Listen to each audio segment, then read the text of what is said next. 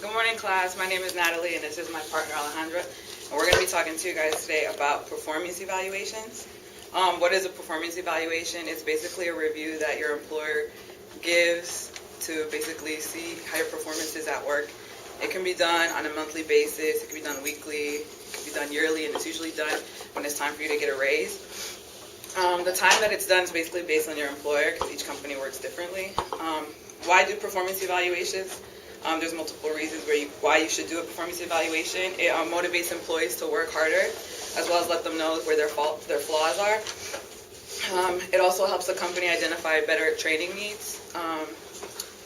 It also identifies organizational problems and ensures job position description is up to date and accurate. How to do a performance evaluation? Usually it's a sheet of paper and it basically shows different parts of the job and it basically rates them as like satisfactory, unsatisfactory. The best thing to do when you're doing a performance evaluation is to establish the right atmosphere. Choose the right time and when to do this evaluation and to set the agenda. It's good to find a private place to do the evaluation. Have all your other employees involved because it's a one-on-one kind of thing. Have your calls held. Have seating arrangements, and the environment should be friendly yet formal. You don't want to kind of talk down to your employee. You kind of just want to motivate them to do a better job or let them know that they're on the right track.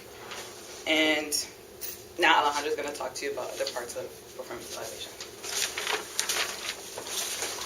Okay, I'm just going to talk to you guys about a little key facts. The first one is like some errors that can happen when evaluating. One is called the recency effect. It's the evaluation is based on the last 3 to 4 weeks as opposed to year-round. The other one is the rater bias. Personal prejudice against employee could cause some errors in your evaluation. And then some little administration facts. Just because an employee signs the evaluation form does not mean that they are complying to it. It just means that they participated in it. And then another thing is the written documentation about the performance should be the written participation of the performance during the whole year should be attached to the evaluation. That way you know as an employee where the evaluations are coming from and why are you getting those ratings. The performance evaluation should always be signed by the employee and the employer, and then they should be filed away in a personal folder or file wherever the employer is holding the employee's information. And then I just wanted to give you a little example of what it could possibly look like or sound like. There's different categories depending on the company. It could be from work product, cooperativeness, adaptability, and even communication. So the category I picked real quick was dependability.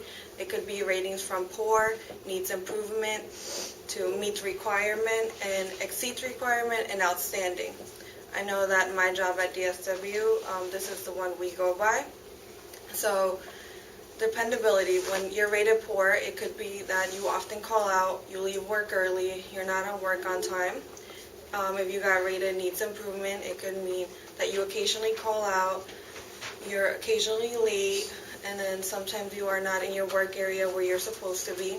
Meets requirement means that you're consistently going to work when you are scheduled and you are making sure that you're always in the area you're supposed to be.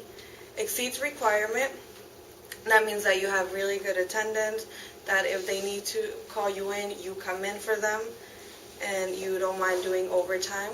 And then outstanding means that you are always on work, you're always on time, you're constantly want hours from the company and provide great service to wherever you are designated to. And that is all.